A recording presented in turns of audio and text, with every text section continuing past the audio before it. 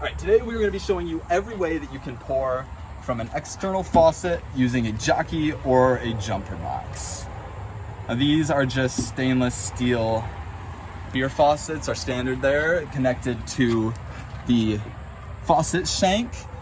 Now, the faucet shanks come in 2, 3, 4, or 6 inch lengths. You're going to be wanting to look at how thick your wall is for that variable. That does not take into account this 1 inch spacer.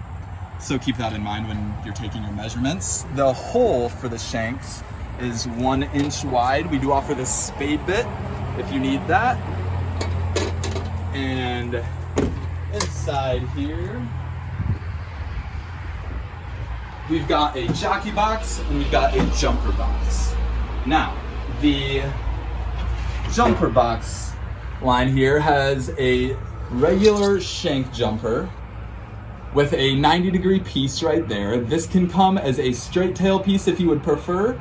The reason you may want that is if your box is going to be level or even with your shanks in your wall, you may just want to run it straight there without having it go up or down or anything like that, so it may just make that a bit easier. It is an insulated 1/4 inch IED line, and it does have these wing nuts here as well, so you can hand tighten them. You don't need a wrench or anything like that. And that will run the beer from the jumper box to the faucet shank that you pour out of.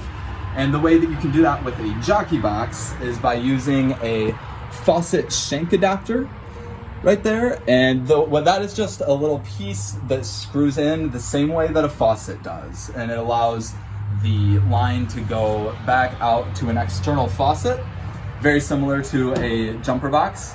We do recommend that if you're going to be using it mostly as a Jockey box, to get a Jockey box, or if you're going to be using it mostly as a jumper box, to get a jumper box, only because the adapters tend to, every once in a while, have a little bit more problems than our standard products do with their intended function. So, over here too, with the tower, if you have a window in your trailer or something to serve off of, you can put a tower on that trailer. And that works very similar to the faucet shank. So you just run the line from the shank in your box out down through this hole in the table there, which is 2 1/4 inches wide. You run your hose up and you would be able to pour out of this faucet. There's nothing in it obviously right now. But we do recommend keeping this line as well as the shank jumpers as short as possible. For the line out of the tower, you may have to cut it down or just a little bit or something like that.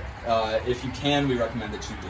And the shank jumpers is a similar option there. We recommend keeping them as short as possible. You get anywhere between 6 inches and 2 feet in length for those. And for the backside of either a Jockey or a jumper box, they're connected to the kegs in exactly the same way. You have your jumper lines, which are 6 feet long. They go to the couplers out of the kegs. And then the CO2 line out of the couplers follows the manifold to the regulator and the CO2. If I have a couple things that I can recommend, it would be to watch your temperature in your truck or trailer. It gets really hot when you close the doors. It got up to 110 today in this trailer.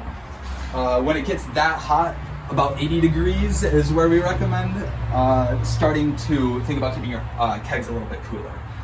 The temperature of the beer, if it's too hot and you try to make it too cold using a Jockey or jumper box too fast, you may start to get some foam pouring and stuff like that, so just ice them a little bit or just keep them a little bit cooler. They don't need to be freezing, just a little bit cooler.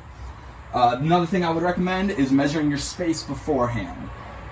There's not always this much space in a trailer or a truck or anything like that, so having a table like this that you can put your Jockey or jumper box on top of and maybe put your kegs and your CO2 and stuff like that under, it'll help you maximize your space and get the most out of everything here.